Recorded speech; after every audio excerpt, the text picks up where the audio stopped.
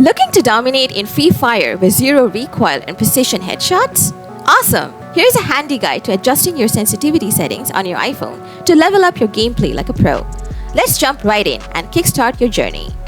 To fine-tune your sensitivity settings, start by firing up Free Fire on your iPhone. Then, head over to Settings and switch to the Sensitivity tab.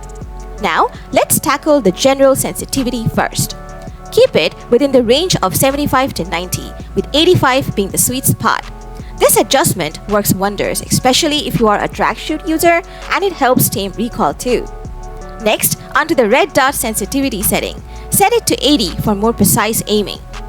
After that, adjust the 2x scope sensitivity to 70 and the 4x scope sensitivity to 60.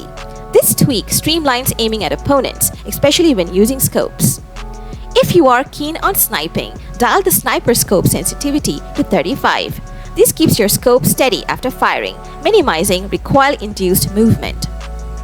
Lastly, let's chat about free look. Crave those epic 360-degree scans while on the move?